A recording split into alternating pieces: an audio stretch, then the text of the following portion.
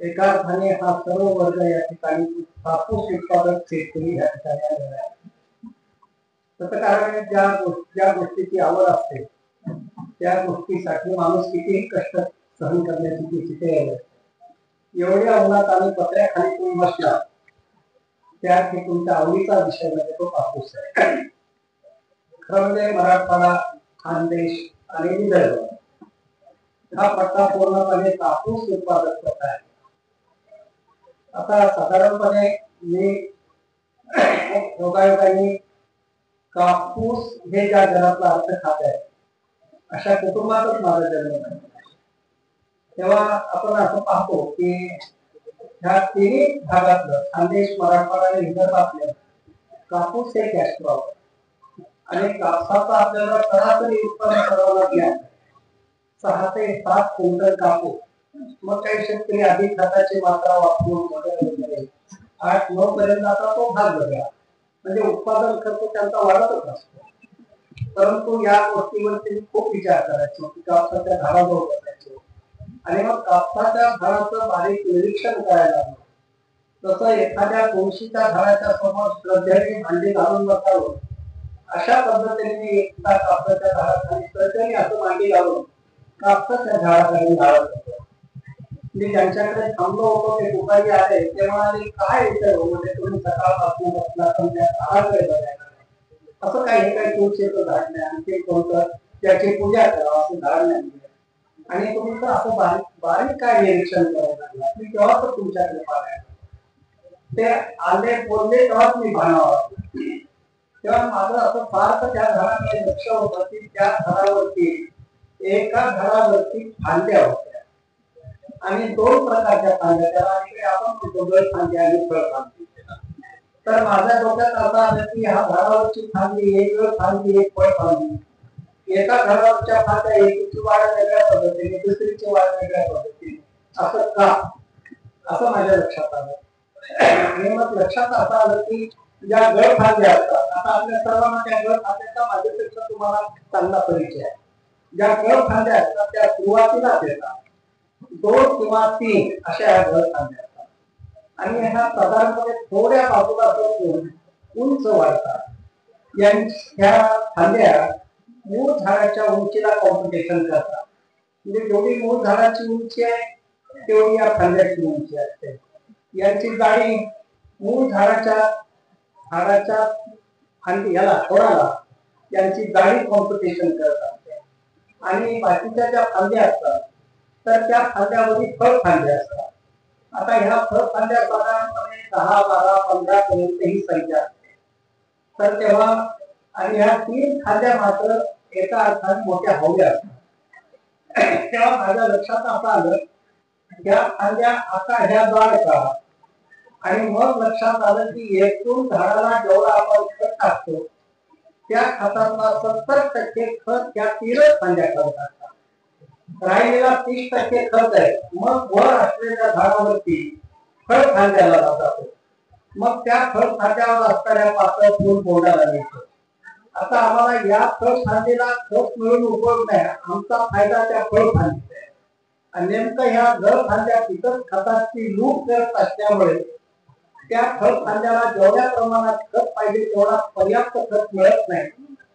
त्यामुळे त्या फळ फांदीची लांबी वाढत नाही आणि त्यामुळे त्या फळ फांदीवरती लागणारी पात्या फुलांची संख्या कमी असते आणि एकूण जरी सुरुवातीला जास्त लागले 5-7 पाते लागले तरी त्याच्या 2-3 पात्याची गळ होते आणि एका फळ फांदीवरती 2 किंवा 3च बोंड असे आपल्याला पाहायला मिळतात.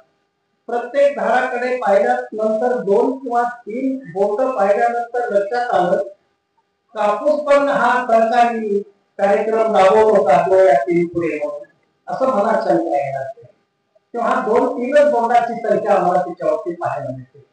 त्याच्यावरती मी बरेच दिवस निरीक्षण करत होतो 1-2 वर्ष गेले माझे आणि मग का पुन्हा स्टॉप एकदा केळीच्या शेतात बसलो होतो आणि एक तो लवकर केळीचे पीक कापत होता आणि ते चांगले मोठाले वाढले होते. त्याला मला काय वापरतो मला आणि ते चांगले पीक दिसत होते मला कापून टाकतो आणि मला इतके चांगले वाढले तर त्याला कापतो का हेच तर म्हणलं आमच्या उत्पन्नाचा अर्थ असं तो म्हणला. म्हणलं म्हणजे काय काय ना हे वाढतात मोठे होतात, याला पण घड लागतो. त्या घराचंही वजन कमी असतं, मूळ झाडाच्या घराचं वजन कमी असतं. आता ही पीक जर काढले तर मग केळीच्या झाडाचा जर वजन काय होतो, तिथं आमचं उत्पन्न वाढत असतं. का कोणास ठाऊक त्याने असं म्हटल्या मला की तिथे केळीच्या शेतात ते केळीचं झाड, त्याचे पीक, तो कापत असलेला पीक येत होता आणि त्याने हे वाक्य उच्चारल्या, माझ्यासमोर कापसाचं झाड मला गळ खाली दिसायला. असं का घडलं मला माहित नाही. कदाचित माझं चिंतन असेल, ध्यास असेल, आणि मग माझ्या डोक्यात एक कळ निर्माण केली. केळीच्या मध्ये जसं पीक आहे, उत्पन्नाचा अडसर आहे, तसा आमचा कापूस उत्पादक शेतकऱ्याचा ही गळ खाल्ली, ही सुद्धा मला वाटतंय की ही उत्पन्नाचा अडसर तर नाही ना, अशी मला शंका आहे. पण शंकेची खात्री करून घेण्यासाठी प्रयोग करावा लागतो. म्हणून मी एका झाडात प्रयोग केला, एका झाडाच्या गळ फांद्या कापल्या आणि लक्षात असं आलं, मी बारकाईने निरीक्षण करतो. ज्या झाडाच्या मी गळ फांद्या कापल्या, त्या झाडाच्या फळ फांद्या लावल्या, त्या झाडाच्या फळ फांद्यावरती पात्याची संख्या वाढली, बोंडाची संख्या वाढली आणि बोंडाचा आकार वाढला. असं वाढल्यानंतर मला लक्षात आलं की आपलं चिंतन बरोबर योग्य दिशेने चाललेलं आहे.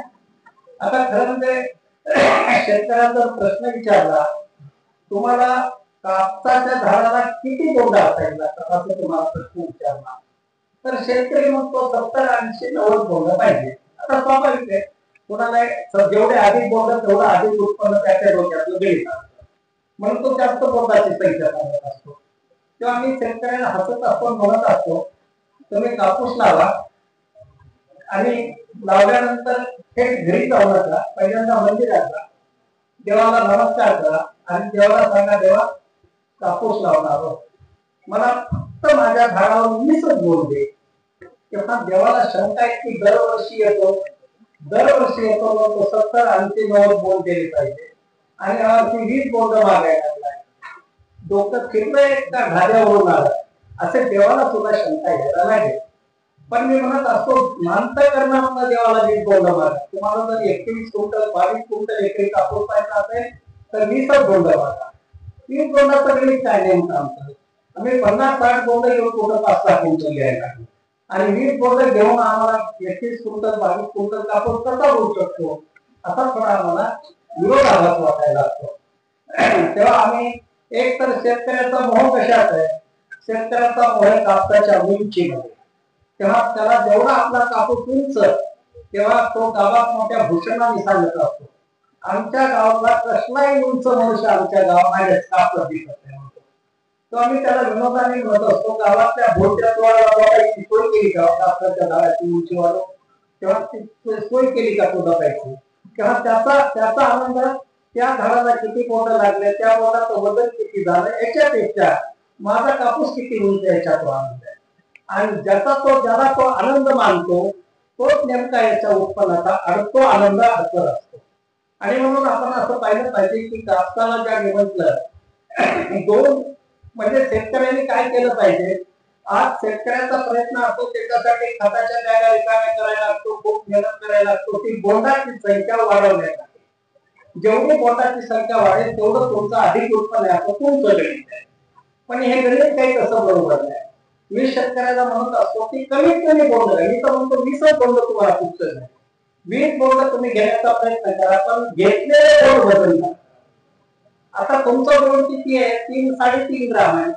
आता आपण सर्वजण शेतकरी आहात, मी प्रश्न विचारतो, उत्तर मला माहिती आहे, म्हणून मी आता तुम्हाला प्रश्न विचारेल, किती शेतकरी बसणाऱ्यापैकी असू शकतात, असू नाही असं नाही, किती जण आहे ज्यांनी कापसाला आलेल्या बोंडातनं कापूस काढला खालच्या खालीचा आणि दुकानदाराकडे जाऊन वजन केलं, एका बोंडाचं वजन केलं, किती भरलं असं सांगणाऱ्याच्यापैकी किती शेतकरी आहे. निघेल एखादा दुसरा निघेल. पण आपण पाहतो वर्षानुवर्ष आम्ही शेती करतो. किंवा दुसरा प्रश्न आहे माझा की एका झाडावरचा पूर्ण कापूस केला आणि त्याचं वजन मी केलं, किती भरलं, म्हणजे एका कापसाच्या झाडाने मला किती कापूस दिला, असं किती जण करणारे शेतकरी आहे. असं जर तुम्ही करायला लागला तर मला असं वाटतंय की नंतर तुमच्या शेतात रोपाची संख्या तुम्हाला अगोदर किती बाय किती कापूस लावल्यानंतर एका एकरात रोपाची संख्या किती येते कळालं. नंतर तुम्ही गेली वर्षी पाहिलं माझं झाड मला किती कापूस येतो, घरात कापूस येण्यापूर्वी एकरी किती कापूस निघणार हे तुम्हाला अगोदरच कळतं. त्याला अभ्यासू शेतकरी म्हणतात. तेव्हा शेती हे अभ्यासाने केली पाहिजे, चिंतनाने शेती केली पाहिजे. आपण आपलं बऱ्या नाम चाललेलं शेती आपण सहज काही वेळा शेतकऱ्याला प्रश्न विचारा, झाला का कापूस, झाला किती आला, झाला 7 क्विंटल 7-8 क्विंटल. अरे 7 आहे तुझा कापूस आहे ना, अॅक्युरेट सांग, 7.5 झाला, 7.25 झाला, झाला 7-8 क्विंटल. म्हणजे आता आता त्याने आलेला नीट सुद्धा मोजायला नाहीये. तर तेव्हा आपण पाहतो की शेतकरी जरा अभ्यासाने शेती करणार असला पाहिजे. मग आपण मुळात आता पुष्कळ शेतकरी कापसाच्या बाबतीत अंतर आणि बराच अनुभवाने खाली आला. पहिल्यांदा कोणी नाही, पहिल्यांदा आम्ही पाहत होतो आमचं अंतर काय असायचं, 4x2, 3x3, 4x3 अशा अंतराने कापूस आम्ही लावायचो. तेव्हा आमच्या रोपांची संख्या कमी व्हायची. आता आम्ही पाहिलं आम्ही 4x2 जर केला तर साधारणपणे 5,500 एकरी रोपाची संख्या बसते. आम्ही जर 4x2 केला तर ही संख्या आमची रोपाची संख्या घटत असते. आम्हाला सुद्धा रोपाची संख्या प्लॅन्ट पॉप्युलेशन एकरामध्ये आम्हाला वाढवता आलं पाहिजे, तेव्हा हे अंतर कमी केलं पाहिजे. आता अंतर आम्ही पाहिलं वाढवलं, 4x2 केला, झाडाची उंची वाढवली आणि आम्ही आनंद कशात घेतला, आनंद असा घेतला की आणि तो आनंद किती दिवस टिकला, तो आनंद घेतला की कापसाच्या उंचीमध्ये. आणि काय सांगायला लागलो की माझ्या शेतातला कापूस जेवढा उंच आहे कापूस एवढा कापूस कोणाचा उंच नाही. झाडाची उंची तुमच्या आनंदाला कारण ठरायला, परंतु ज्यावेळेला कापूस वेचून घरात येतो त्यावेळेला मग मात्र तुमच्या लक्षात येतं कापूस तर चांगला होता पण उत्पन्न का घटलं, उत्पन्न का घटलं याचा शोध आपण मात्र घेत नाही. तेव्हा पहिल्यांदा लक्षात आपण शेतकऱ्यांनी घेतलं पाहिजे, एक प्लॅन्ट पॉप्युलेशन आम्हाला एकटी वाढवता आलं पाहिजे, झाडाची उंची आम्हाला मर्यादित, कापूस उत्पन्न वाढवण्याचे हे 2च सूत्र आहे, बाकी तिसरं सूत्र नाहीये.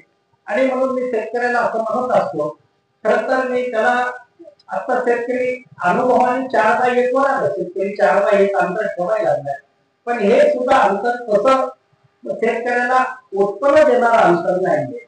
म्हणून मी शेतकऱ्याला असं म्हणत असतो, मला शेतकऱ्याचं शेवटचं स्टेशन कोणतं आहे, शेवटचं स्टेशन आहे 2x1. परंतु एकदम 4x1 करून 2x1 वर न्यायला तो एकदम राजी होत नाही.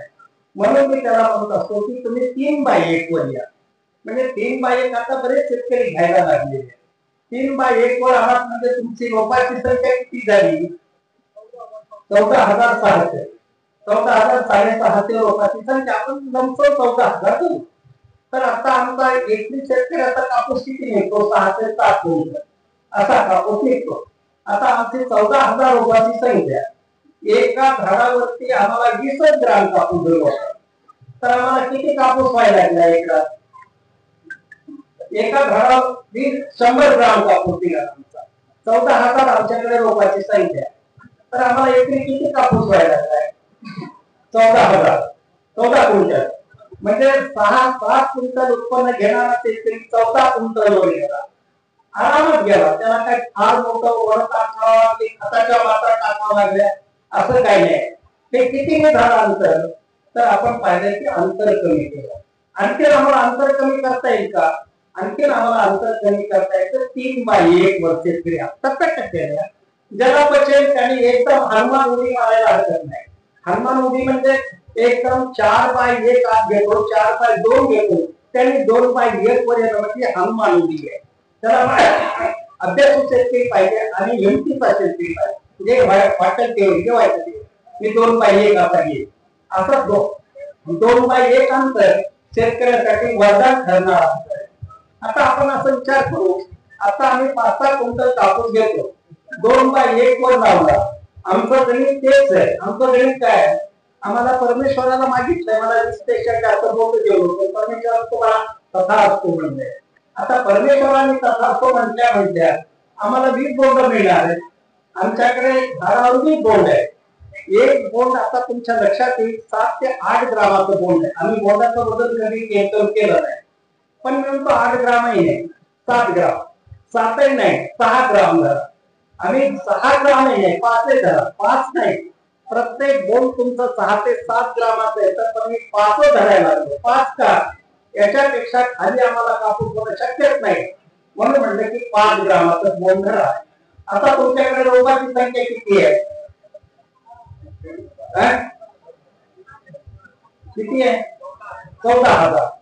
आणि आम्हाला कापूस निमळायला एका झाडावर 100 ग्राम. किती क्विंटल कापूस झाला? 14 क्विंटल. हा 14 क्विंटल कापूस तुम्हाला होऊन ऑक्टोबर मध्ये तुमचा कापूस निघून जातो. तिथं सेकंड क्रॉप घ्यायला पाणी असेल तर हो, हरभरा कुठले सेकंड क्रॉप घ्यायला तुम्ही मोकळ्या. पण कमीत कमी गणित धरून आम्ही 14 क्विंटल गणित केलंय. वास्तव पाहता तुम्हाला याच्यापेक्षा आणखी आम्हाला आता 2/1 वर या तुम्ही. 2/1 वर आमचं एकूण रोपाची संख्या किती आहे? 21,000. 21,000 रोपाची संख्या हे सर्वात शेतकऱ्याला वरदान आणि हमखास उत्पन्न देणारा अंतर आहे. तर आम्ही बरोबर 2.5 फुटावरती आम्हाला शेंडा फुटता आला पाहिजे. या ठिकाणी आम्हाला मोह आवडत नाही.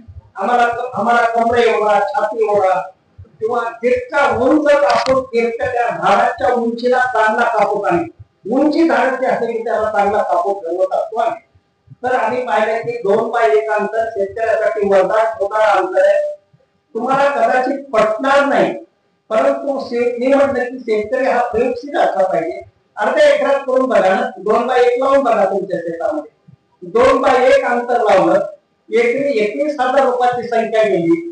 पुन्हा आमचं गणित हेच आहे, एका झाडावरती 20 बोंडाची आमची संख्या आहे आणि 20 बोंड हे एक बोंड आम्ही 5 ग्रामाचं धरलंय. तुम्ही वजन करून बघा, 7-8 ग्रामाचं बोंड वजन करत असतात. तसं असेल तर तुमचा 28-30 क्विंटल एकरी कापूस झाला. पण 20 ग्रामाचं 5 ग्रामाचं मी बोंड धरलं. 21,000 रोपाची संख्या, एकरी किती कापूस व्हायला लागलाय? 21 क्विंटल कापूस. 21 क्विंटल कापूस असं खताच्या बॅगा रिकाम्या कराव्या लागत नाही. आणि आम्ही पाहतो पुन्हा ऑक्टोबर मध्ये पुन्हा आमचं शेतातनं कापसाचं झाड बाहेर जातं.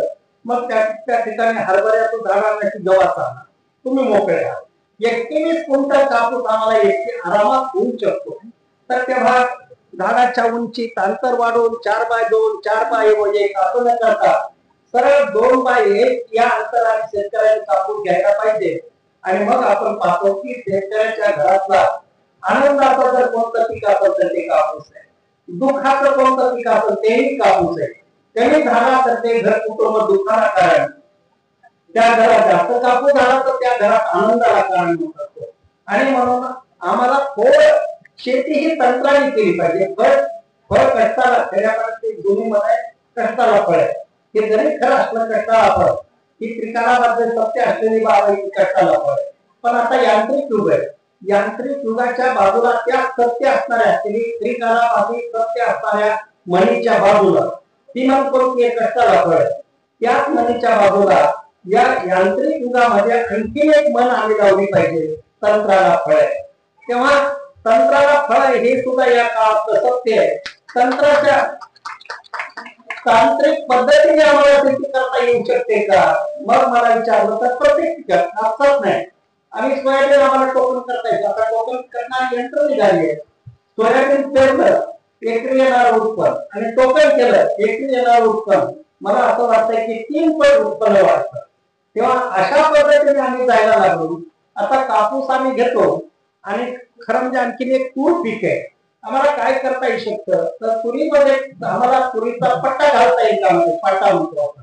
एकदा मला मी आणखी त्या शेतकऱ्याला पाहिलं नाही, जेवढे तालुक्यात शेतकरी, त्याचा मला फोन आला.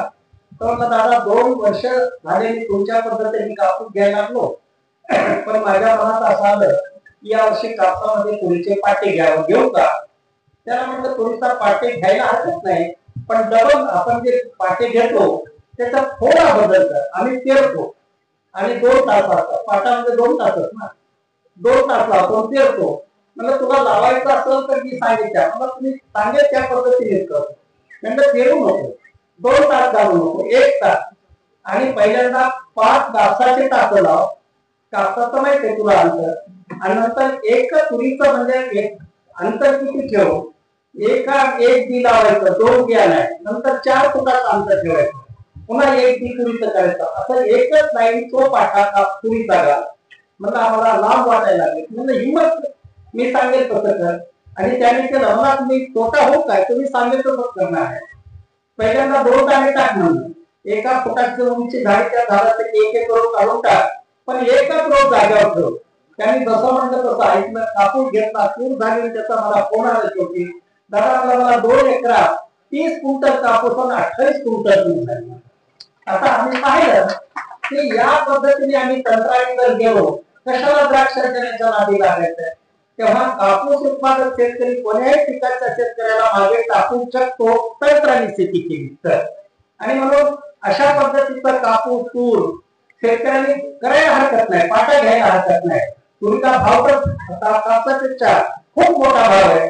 तेव्हा अशा प्रत्येक तंत्रामध्ये मी शेतकऱ्याला सांगत असतो, थोडं पारंपरिक पद्धती बाजूला ठेवा आणि जरा तंत्राच्या पद्धतीने या. तंत्राने शेती केलेली केली ती तुमची पैशाची शेती होणार आहे. आणि जर तंत्राची ताकद घेतली तर ती शेती तुम्हाला रडवणारी शेती होणार आहे. प्रश्न असा आहे की हसवणारी शेती करायची की रडवणारी शेती करायची. आणि मग अशा पद्धतीने शेतकऱ्याने कापूस हे पीक शेतकऱ्याला मराठवाडा, विदर्भ, खानदेशाला वरदान असणारं कॅश क्रॉप आहे. फक्त त्याला तंत्राच्या पद्धतीने गेला तर त्याच्यातली गळफांदी. आता गळफांदी एक भाग झाला. आणखी एक अडचण आहे. आम्ही पाहिलं पाहिजे की बोंडाचं वजन वाढायचं. मी विचार केला की बोंडाचं वजन, गळफांदी कापली, मी बोंडाचं वजन केलं, पण त्या बोंडाच्या वजनावर मी समाधान नव्हतो.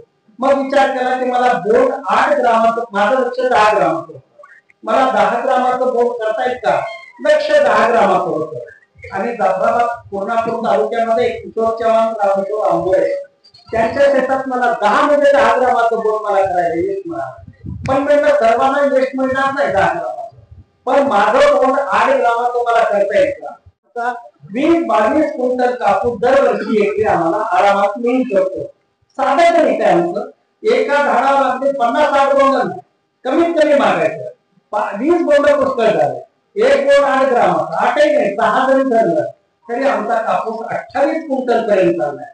त्या परभणी जिल्ह्यामध्ये एक गोदावरी शेंदे नावाची बाई, तिने शेती केली. तिने मला माझं युट्यूबवर भाषण ऐकलं आणि युट्यूबवर भाषण ऐकून तिने ती शेती केली. नंतर लक्षात आलं की तिने एकरी 24 क्विंटल कापूस केला. मग त्याला तिथल्या राजीव गांधी कृषी विज्ञान केंद्राने तिला बोलावलं, तिथं 2 महिन्याला बोलावलं, तिथं सत्कार केला आणि तिला विचारलं काय केलं. ती म्हणजे दादा लागतं युट्यूबवर भाषण ऐकलं, पहिल्यांदा काही जमलं नाही म्हणजे, पण थोड्याफार माझ्या चुका झाल्या, तरी मी एकरी 24 क्विंटल कापूस काढला. आणि आता मला खात्री आहे की मी नक्की पुढच्या वर्षी 30 क्विंटल कापूस. तेव्हा युट्यूबवर भाषण ऐकून एक महिला एवढं उत्पन्न शेतातले, मग ती बाई मला बोलायला लागली, दादाजी तुमच्या माझ्या मला तुमची माझी पहिली भेट झाली, माझे काय तुमचं होत आहे. नाही बघा असं आहे, तुम्ही आणि नवरा बायको शेजारी बसून तुमचं युट्यूबवर भाषण ऐकतो. एकदा ऐकलं, दोनदा ऐकलं, 5 वेळा ऐकलं बघा. आणि मी नवऱ्याला म्हणलं काय हो, इतके दिवस आपण आपल्या पद्धतीने शेती केली, आता याच पद्धतीने आपल्याला कापूस लावायचा आहे. आणि तुम्ही जसं सांगितलं की नाही बघा तसं केलं. ती बाई मला पहिल्यांदा म्हणली मला फक्त 4 एकर शेती आहे बघा, 2 एकरात मी कापूस घेते, 3.5 एकर शेती आणि 1.5 एकरात बाकीचं घेते. दरवर्षी मला या 2 एकरात 10 क्विंटल कापूस होतो. एकदाच मला 11 क्विंटल झाला होता. आणि मग तुमचं युट्यूबवर भाषण ऐकलं आणि मी या 2 एकरात कापूस लावला. आणि ती म्हणली मला या 2 एकरात 38 क्विंटल कापूस आला, 38 क्विंटल कापूस. मग ती बाई म्हणाली आतापर्यंत मला वाटायचं लय मी गरीब आहे. ती म्हणजे आता वाटायला लय मी श्रीमंत आहे, कारण आता 2 एकरात 38 क्विंटल 1.5 एकर ज्वारी घ्यायला मी मोकळीच झाले ना, आता कशाने मी गरीब आहे. आणि मग ती हळूबाई भाराव म्हणाली लई तुम्ही म्हणजे गरीबावर उपकार केले. तेव्हा हे उत्पन्न दादाचं नाही, तंत्राचं उत्पन्न आहे. ज्या शेतात 10 क्विंटलच्या बाई पुढे कधी गेलाय ती बाई 2 एकरात 38 क्विंटल उत्पन्न घ्यायला लागली, हे तंत्राचं उत्पन्न आहे. तेव्हा सर्व शेतकऱ्यांनी कसं तंत्राकडे वळता येईल, प्रत्येक पिकामध्ये तंत्र आहे. तुम्हाला सांगतो ज्वारी आहे, आता ज्वारीमध्ये माझं असं तंत्राने मी उत्पन्न घेतलं. आता ज्याला इकडे गाजर म्हणतो, कोणी शेळ म्हणतो वगैरे, त्या गाजर ज्वारीचं उत्पन्न एकरी 6 क्विंटल 8 क्विंटल फार तरी येतं. तुम्हाला आश्चर्याचा धक्का बसेल, त्या दादर ज्वारीचं उत्पन्न मी 28 क्विंटल एकरी पर्यंत गेलो. 28 क्विंटल. कर्नाटकमध्ये एका शेतकऱ्याकडे प्रयोग केला आणि त्याच्याकडे ज्वारी घेतली. मी स्वतः गेलो त्या दिवशी टोकन करत असताना. कर्नाटकच्या विद्यापीठाला पत्ता लागला. ते त्या शेतकऱ्याचा शोध घ्यायला लागले, ज्वारी पाहिली आणि त्या विद्यापीठाचे गुंतवणूक मध्ये आपल्या प्रांतातला पहिला प्लॉट आहे हा. तर त्यांनी तुम्हाला विचारलं तुमचा गाडी कुठे आहे? त्यामध्ये महाराष्ट्रात ही गाडी. मग आपण पाहतो 28 क्विंटलच्या ना आणि आता 28 क्विंटल पण 25 क्विंटलचं मला काहीच वाटत नाही. मी सर्व उत्पन्न घेतो. पण माझं लक्ष आहे, कारण मी एक पीक घेतल्यानंतर 28 क्विंटल घेतल्यानंतर मी त्याचा शोध घेत असतो.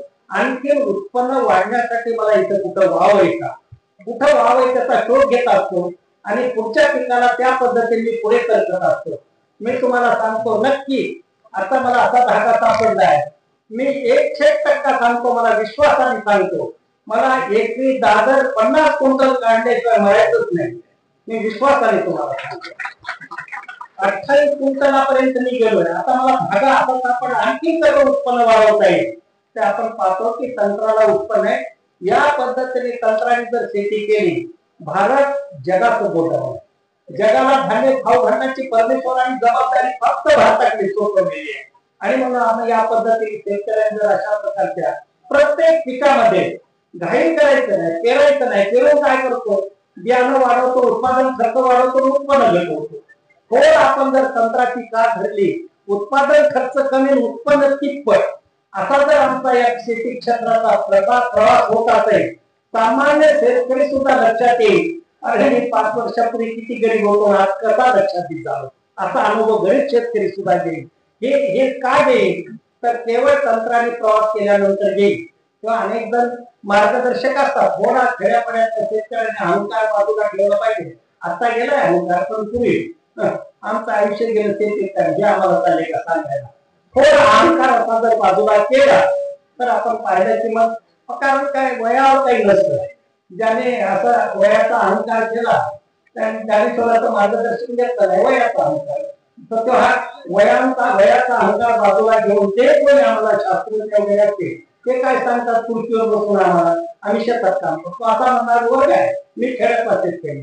तर हे थोडं बाजूला ठेवून जिथं मला वेळ तिथं मी कसा जाईल, कसा शोध घेईल, अशी चिकटसक वरती ज्याला आपण म्हणतो ती वरती शेतकऱ्यांनी आपल्यामध्ये ठेवली तर मला खात्री आहे प्रत्येक शेतकरी आज जेवढं जे उत्पन्न जे पीक घेतो ते पीक याच्या 3 पट घेतल्याशिवाय नक्की राहणार नाही. अशा पद्धतीचे तंत्राची शेती करावी. म्हणून कापूस या आता संशोधन, माझं जे संशोधन आहे, या संशोधन ICAR त्याला स्वीकारलं, मान्यता दिली, महाराष्ट्र सरकारने त्याला मान्यता दिली आणि मागच्या 2 महिन्यापूर्वीच मला त्याचा पेटंटही मिळाला. तेव्हा अशा पद्धतीचा मी एका साध्या गोष्टीपर्यंत पोहोचलो आणि आज मी पाहतो 8 राज्यामध्ये माझ्या पद्धतीने या पद्धतीचं उत्पन्न वाढलंय. आता शेतकरी छातीवर हात घेऊन म्हणतो तुमच्या पद्धतीने माझं उत्पन्न वाढलं, तो म्हणतो माझं उत्पन्न वाढलं. मी म्हणत नाही, मी म्हणतो माझ्या पद्धतीने जे शेतकऱ्यांनी घेतलं उत्पन्न माझ्या भारत मातेचं उत्पन्न वाढलंय किंवा माझ्या देशाचं उत्पन्न वाढलं. मला अभिमान आहे माझ्या देशाचं उत्पन्न माझ्या तंत्राने वाढतं, यात मला अभिमान आहे. आणि तुम्ही त्याच पद्धतीने गणित केलं पाहिजे. या पद्धतीने मी कापूस करीन, माझं उत्पन्न वाढविल असं म्हणायचं नाही, देशाचं उत्पन्न मी वाढवेल. माझ्या उत्पन्नात देश बघायला आपण लागलं पाहिजे. मग लक्षात येतं की प्रत्येक पिकामध्ये तंत्र आहे. सोयाबीन असो हे असो, तंत्राची शेती करा. तंत्राची शेती नफ्यातली शेती आहे, परंपरेतली शेती तोट्यातली शेती आहे. आणि तंत्राने शेती करायला लागला तर कुठलीच अडचण तुम्हाला येणार नाही. मग घरात मुलगी लग्नाला आली तरी तुमची झोप उठण्याचं काहीच कारण नाही. तेव्हा कारण उत्पन्न भरपूर येऊ लागल्यानंतर काय कारण आहे. अशा पद्धतीने सर्व शेतकऱ्यांना सांगेल कापसाचा प्रवास अशा पद्धतीने झाला. प्रत्येक शेतकऱ्यांनी, आता काही जण मला म्हणतात गळफांदीचा खर्च, म्हणजे आता काही जणांना कुठून मिळतो का काढायची खर्च, गळफांदीचा खर्च एका एकरातल्या गळफांद्या नवरा बायको मिळून गेले पण नाही मिळून गेले 2 महिला रोजगारी 2 एका दिवसात एका एकराच्या गळफांद्या बाजूला काढू शकतात. महिलांना 200 रुपये धरला तर 400 रुपयात गळफांद्या एका एकराच्या बाजूला गेल्या. 250 रुपये रोज धरला तर एका एकरातल्या 500 रुपये खर्च गळफांद्या काढायला गेला. कोणता खर्च याचा मला त्या अमरावती जिल्ह्यातला एका शेतकऱ्याचा, म्हणजे तुमचं मी भाषण ऐकलं, 2 एकर आपलं 70 एकर 2 बाय 1 कापूस लावला. माझ्या डोक्यात असं आलं, याला गळखांद्याची काय चिंता वाटली नाही 70 एकरावर. पण आपण पाहतो, पण त्यांनी म्हटलं तुला लेबर मिळाला म्हटलं एवढा मोठा खर्च वाटला, उत्पन्न किती आलं ते विचारलं.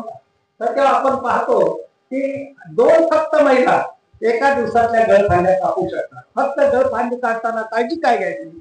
कटर नाही घ्यायचं, कटर.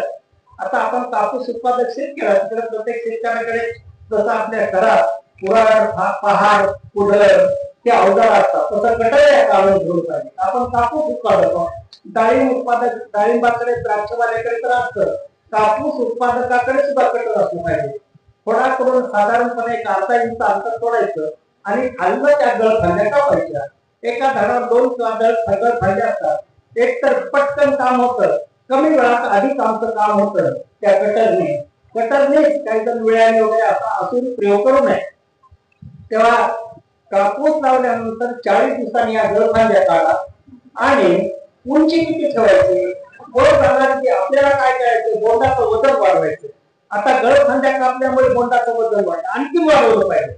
मग काय, वर झाडाचा उंच 5 फूट 6 फूट आणि वर त्या बोंडाचं वजन किती असतं? अर्धा ग्राम. शेवटच्या बोंडाचं किती? 1 ग्राम सुद्धा वजन असतं. तेव्हा आम्हाला वर जाणारा अंधार किंवा खालच्या बोंडाला घेऊन वजनदार करता येईल का? मग कुठून आम्हाला करता येईल? तर ते मी झाडाच्या खाली बसलो, लक्षात आलं, निरीक्षण केलं थोडं कुठून माझी फायदा सुरुवात झाली, तिथं टिक केलं आणि तिथं त्याला कट केलं आणि असं 2-3 ठिकाणी केलं. लक्षात आलं, बरोबर जिथं कट झालं त्याची उंची मोजली, 3.5 फुटावरती कट झालं प्रत्येकदा. मग लक्षात आलं, कमरे एवढं, आमच्या कमरेवर झाड कदर आम्ही कट केलं. मी विनोदाने सांगत असतो की शेतकऱ्यांनी किती झाड उंचीला कापूस ठेवायचा. कापूस लावला आणि सांगितलं तू झाडाचे शेंडे फूट, त्याला कमरे भागात किती उंच अंतरावरती शेंडे फुटायचे. मग तो मी विनोदाने सांगत, गंमत आहे त्याच्यातली. म्हटलं महाराष्ट्रातलं आमचं माहेर कोणतं आहे? पंढरपूर. माझ्या माहेर पंढरी, आणि कोणता? पंढरीची जागा. तो आषाढी वारीला गेला आणि पांडुरंगाला विचारला, देवा कापूस लावला, कोणी म्हणतं इतकी उंची ठेव, कोणी म्हणतं तितकी 5 फूट 4 फूट 4.5 फूट, छाती उडी डोक्यावर. मला संभ्रम पडलाय. अनेक जण अनेक पद्धतीने सांगायला लागले, तूच माऊ ये, तू मला सांग की माझ्या झाडाची उंची किती ठेवू? असं विठ्ठलाच्या समोर उभं राहून भाव भक्तीने त्याने प्रश्न विचारला आणि देवाने कमरेवर ठेवले. विठ्ठलाने कमरेवर ठेवले. म्हणजे त्याने शेतकऱ्याला मार्गदर्शन केलं, तुझी जेवढी कमर तेवढी तुझ्या झाडाची कापसाची उंची ठेव. हे विठ्ठलाने केलेलं मार्गदर्शन आहे. आणि विठ्ठलाचं मार्गदर्शन कापूस उत्पादक शेतकऱ्यांनी ठेवून जर लक्षात ठेवलं तर ते तुमचे नक्की फायद्याचं आहे. म्हणून अशा पद्धतीने तंत्राची शेती जर आपण करायला लागलो तर मी खात्रीपूर्वक सांगतो, कोणताही शेतकरी, कापूस उत्पादक शेतकरी बऱ्यापैकी सदन झाल्याचे राहणार नाही, याबद्दल माझ्या मनात एक किंचितही संदेह नाही. खर तर काल इथे यावं की नाही अशा अवस्थेत होतो. माझी तब्येत बरी नव्हती, पण बऱ्याच दिवसापासून तारीख वगैरे ठरवली. डॉक्टर प्रेमाचे डॉक्टर ते म्हणजे तुम्हाला ऍडमिट करेल. म्हणजे मी उठून जाईल, मी जाणार म्हणजे जाणार. ते म्हणजे तुम्हाला तुमच्या तब्येतीपेक्षा काय मोठं आहे? म्हणजे माझ्या तब्येतीपेक्षा शेतकरी मोठा आहे. मी जाणार म्हणजे जाणार आणि सर्वांचा विरोध करून, कारण आज मी आलो, तुम्हाला सर्वांचं दर्शन मिळावं आणि तब्येत जरी नसताना का आपण कमी वेळात जितकं जास्तीत जास्त कापूस या विषयात तुम्हाला मार्गदर्शन करण्याचं भाग्य मला लाभलं, त्याबद्दल मी स्वतःला धन्य समजतो आणि अपेक्षा करतो. त्याचं आमच्या ह्या ताई आल्या कांताबाई, किती वर्षापासून माझ्या 1.25 एकर शेती आहे. 1.25 एकरात 21 क्विंटल कापूस काढतात. एकदा त्यांनी जर त्या सुलभ भावाकडे आल्या आणि तिथं सांगत होतो, त्यांनी ऐकलं आणि तेव्हापासून त्या 1.25 एकरात 21-22 क्विंटल कापूस केवढं आपल्या भागातलं चालतं बोलतं आदर्श उदाहरण आहे. कोणतं उदाहरण आहे? गळफांदी कापल्यानंतर काय होते तिथं आदर्श उदाहरण आहे. आपण त्यांचं अनुकरण करावं एवढी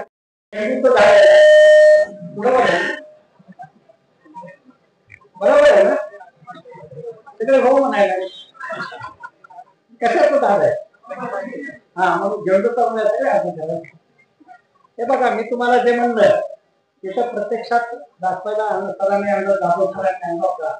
त्यावेळेस केळीचं मधून कापत जात मी गळफांदी म्हणालो, पण जी गळफांदी कोणती? ही गळफांदी, ही गळफांदी. आता इथपर्यंत बघा, घोडाची दाढी कापसाची केवढी आहे, घोडाची दाढी, आणि इथून कशी झाली आहे? का बरं झालेला आहे? त्यांनी अन्नरस सोडला. आता बघा, ही फळफांदी आहे, ही फळफांदी आहे.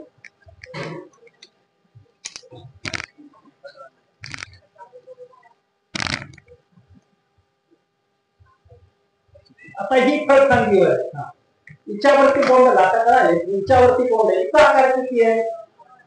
आणि ही गळफांदी, हिचा आकार किती आहे? आता हिची उंची कुठपर्यंत आहे? उंची किती आहे? मूळ झाडाच्या, आता बाजूला खेचली तर मूळ झाडाच्या उंचीवर उंची तेवढी, आणि ह्या दोन्हीची जाडी पाहिली तर मूळ फळा एवढी जाडी. म्हणजे हे कशामुळे झालं? अन्नरस घेतल्यामुळे. या दोघींनी अन्नरस घेतला आणि त्याचा परिणाम असा झाला. आता तुम्ही पुन्हा प्रयोग करा, या गळफांदीवरच्या बोंडाचं वजन करा, मोठं बोंड दिसतं, त्याच्या सरकी कमी असते, आणि 3-3.5 ग्रामच बोंडाचं वजन बसतं, पण 3-4 बोंड आम्हाला मुळात टाकतात. ते जर काढले तर हे काय होईल असं आम्हाला मुळात असतात. आणि म्हणून आपण पाहिलं की त्याची चिंता करू नका तुम्ही, कारण इथं प्लस मायनसचं गणित आहे.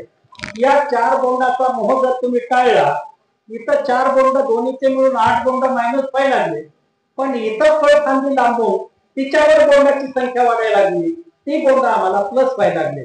केवळ ते बोंडाचं प्लस नाही, तर ते बोंडे वजन व्हायला लागले. तेव्हा प्लस मायनस मधलचं गणित प्लस आपल्या वाट्यावर, मायनस आपल्या वाट्यावर नाही. तेव्हा ह्या फांद्या इथं कट करायच्या, बरोबर 1 इंच सोडून.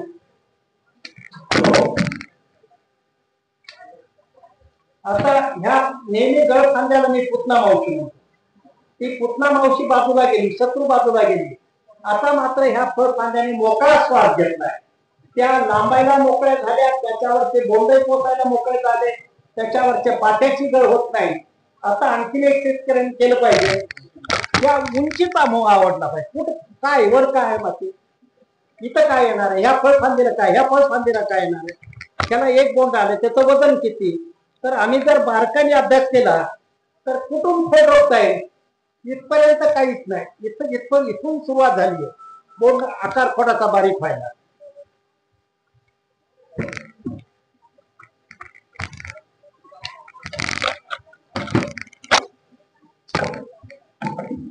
एवढं तुमच्या शेतात कापसाचं, आता एवढं जमिनीत जर गेलं तर किती राहिली? एवढं कापसाचं झाड तुमच्या शेतात राहिलं पाहिजे, बरोबर कमरे इतकं मोजापर्यंत ठेवा ना तुमच्या कमरेत. थोडं खाली ते काय ते जमिनी जाईल ना, हा बरोबर कमरे एवढं. तर या फांद्या आपण गेल्या, मग आमच्या फळफांद्या आम्हाला मिळतात. आणि हे खरं आम्हाला पुन्हा अंतर विशेष म्हणजे आणखीन काय, या गळफांद्या गेल्यामुळे क्षेत्रफळ आम्हाला मिळालं. म्हणजे आज जी आमची संख्या 4 बाय 1 म्हणजे 5,000 5,500, आता 2 बाय 1 म्हणजे तुम्ही 21,000 रोपाची संख्या केली. रोपाची संख्या वाढली, बोंडाची संख्या वाढली, एकूण सर्वच गणित आमचं या कापसाला. या पद्धतीने आम्ही कापसाला गळफांद्या ह्या पद्धतीने कट केल्या पाहिजे.